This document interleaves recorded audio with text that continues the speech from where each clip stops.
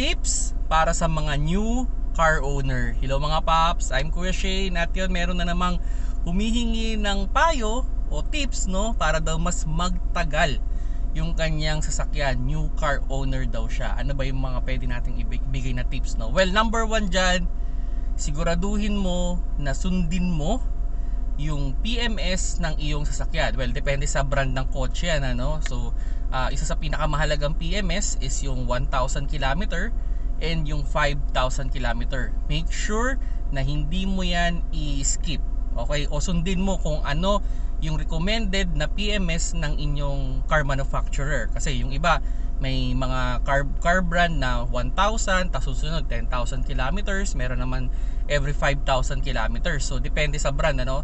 So kung ano yung recommended, sundin mo yon, especially yung 1,000 kilometer and yung 5,000 kilometer, kasi diyan makikita kung may factory defect man o sabihin na natin may mga tagas. So at kung may mga issues sa mga parts, diyan mai-evaluate na yan diyan, ano. Kaya napakahalaga ng 1,000 tsaka 5,000 kilometers. And number 2 na tips ko sa iyo, no, para mas magtagal yung iyong sasakyan, sa unang araw pa lang na inown mo yung sasakyan, ano, alagaan mo na kagad. So ang pinaka diyan is i-break in mo ng maayos. Yes, accepted na break in na yan ng manufacturer. Okay.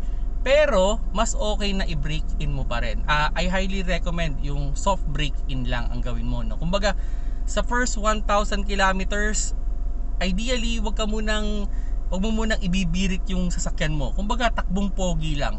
As much as possible sana eco mode lang yung takbo natin, ano, para at least yung mga bearing o yung mga parts dyan, yung mga nagrarab dyan ng mga metal, mag-set ng maayos para sa pagtagal lang din ng inyong sasakyan, ano. Kumbaga soft break in lang sa first 1,000 kilometers, kung kaya hanggang 5,000 kilometers, ano lang, takbong pogi lang muna. Huwag mo munang ibibirit. Okay. And number 3, no, sa pagkakarga ng gasolina o diesel, mas okay na magkarga kayo dun sa mga trusted brand. Okay? Yung mga alam mong okay yung quality ng fuel nila, malinis yung fuel nila, para at least mas magtagal din ang inyong sasakyan, ano. And lastly, no, so syempre, yun, check din natin yung tire pressure natin, yung oil, yung coolant, yung brake fluid. Ito naman kahit mga once a week lang.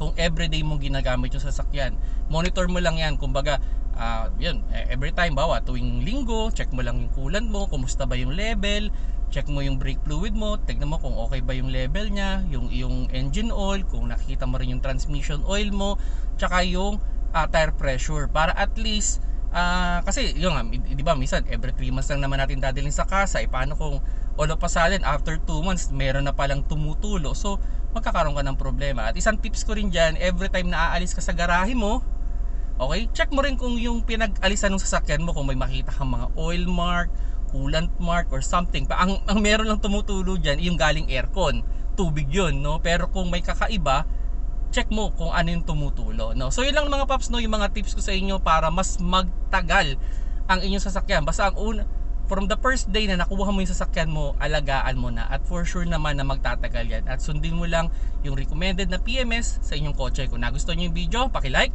At kung hindi pa kayo subscriber ng aking YouTube channel, press sa subscribe button sa baba. Facebook, click nyo lang yung follow sa taas. At TikTok, click nyo lang yung plus sign dyan sa logo ng Kuya Shane. Salamat sa panonood. Keep safe mga paps.